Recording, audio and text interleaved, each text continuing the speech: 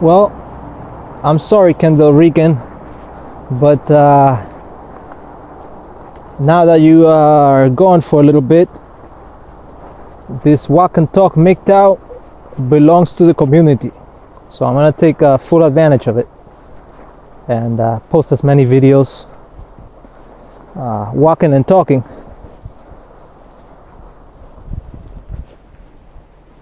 MGTOW stuff.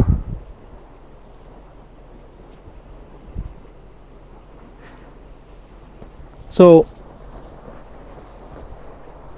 this is it's a beautiful opportunity to talk about one of the tenets of feminist ideology, and that is the idea that we men have kept women held back, that we have kept them from achieving their full potential for centuries, that we have used our strength to mistreat them, to prevent them from having rights, and to basically keep all the good stuff in life for ourselves. And so this is, of course, totally false. If you've been watching a few of these videos here in the manosphere, you're well aware of the fact that this is we're living in a gynocentric world. We're living in a world that is controlled by women. A lot of men are manipulated, very often without them knowing that they're being used for their resources. And even when they do know that they're being mistreated, that they're being abused, they've been so conditioned by society, and by that I mean by the media and the people that have an interest, a vested interest in the taking of men's resources. They've been so conditioned by these forces that they dare not question or go against the grain, right? Because they fear being penalized, right? Like you got the classic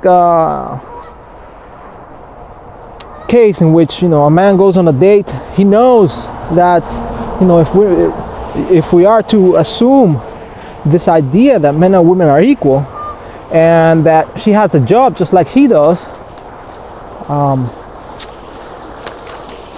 she has to, they both have to, pay half, either, split the bill in half for the date, or she has to pay whatever she consumes for whatever she consumes, and he pays for whatever he consumes. But that's just not taking place, and he knows this. Deep down inside, he knows this. But it's not something that he's willing to go against, simply because society says that's not something that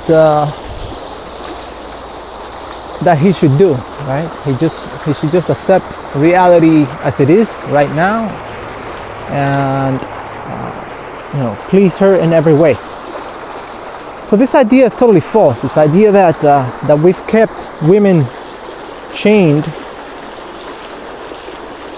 to the kitchen, right, for our benefit, while we take all the goods. And it's false, and it becomes very evident when it's time to, say, change a tire on the side of the road, right? Very rarely do you see a woman doing that, right? Why don't they prove themselves superior in those instances, right? Why don't they take that opportunity to show their strength?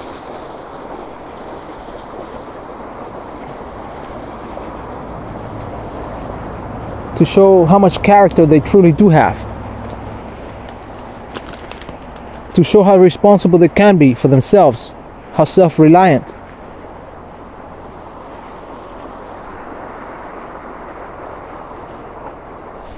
But we don't see it.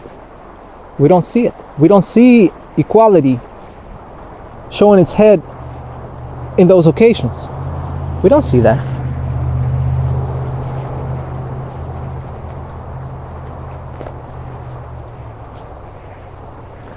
We haven't kept them back. The reason why men of yore decided that women should not have the right to vote, simply because they knew that many women, if not all, were incapable of assuming responsibility. And one of the assumptions, in a democracy, is that of us having a democratic system of government, or a constitutional republic as we have here in the United States, is that the voter has some sort of responsibility by choosing to be educated, right? The voter is, we assume that the person casting a vote is somewhat educated and somewhat responsible, that they know something about the issues that are taking place, and that they're casting a ballot in good faith, right? And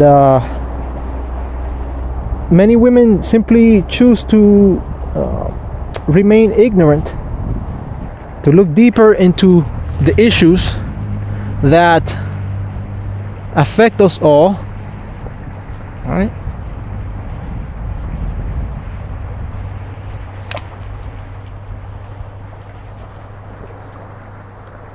They refuse to be curious about how society works because they're so... look at this beautiful one. They're so into themselves that they care not to wonder how the world really works. Look at this stone. Ah, look at that. Beautiful. There's so much beauty and simplicity in nature and life.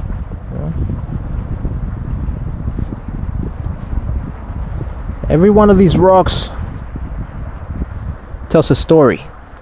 Its color, its shape.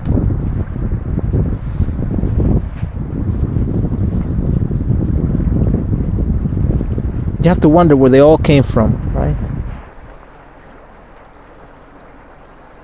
How did it end up here? How did that rock end up right here?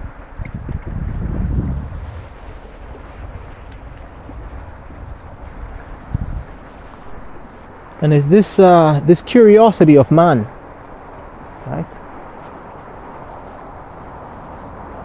And the responsibility that we're willing to take for ourselves and to make life better. Out of stone we build palaces, right? Out of trees we build homes. Right? We find out how the world works and we make things happen. And if something is not working, we do our best to fix it. We're great at that.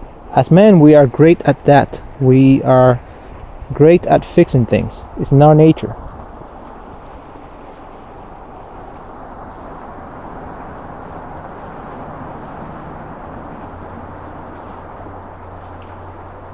We want to see an orderly world. We want to believe that we are part of something that is beautiful and orderly, something that we can feel good in, a planet, a world, a civilization in which we can feel great. And through our hard work, through our discipline, through our strength, physical strength, and strength of character and of mind, we assume the responsibility of bringing it about. And if any woman wants to join us in that struggle, because it is a struggle, it's not easy, it takes a lot of ingenuity to build, say, a cathedral out of stone, then they're welcome to do so, right? But right now we're just simply not seeing that. We're not seeing it. And for what I gather, our ancestors did not see it either.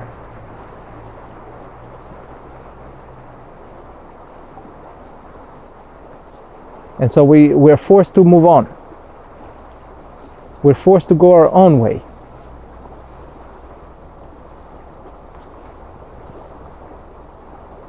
It may be a temporary thing, and we're hoping that it is a temporary thing. But we may just have to come to the realization that this is just the way things are.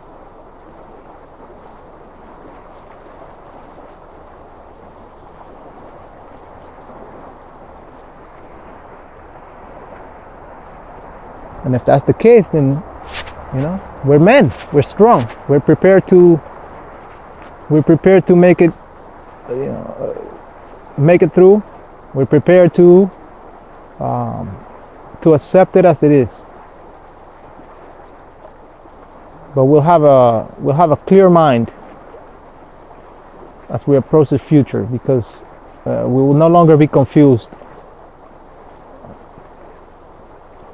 in regards to women nature. You know? Maybe it's just the way things are. Maybe it's just the way, you know, our Creator, if there is such a thing as a greater being out there that, you know, controls it all from somewhere else, and maybe that's you know, maybe it's just the way. Maybe there's a reason why things are like that, right? Maybe it's the yin yang of you know, of relationships, right? Men build, women destroy kind of thing. And maybe that's just a way for nature to find its true balance. Maybe women hate us just as much for creating. Not that we hate them. We love them. And it is our capacity to love, our ability to love, our wanting them to love us. That's the reason why many of us suffer. And maybe they suffer because of the opposite reasons, right? Maybe they suffer because they see in us square men, right? Men who are boring, men in their minds, right? Men who have, you know, we don't bring drama and chaos and disorder, that excitement that they so yearn into relationships. Maybe that's why the bad boys are so successful at it, right? These are the men that go against the grain of, you know, of what you know, the rest of us dictate.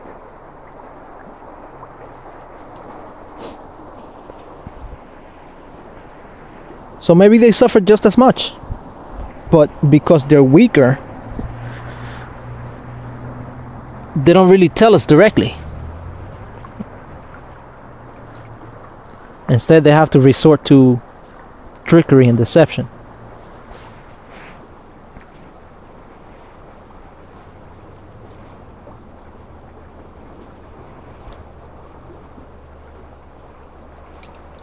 Anyways, let me know what you think in the comment section below.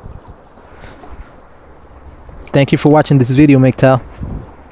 I have more content coming for you. Till next time.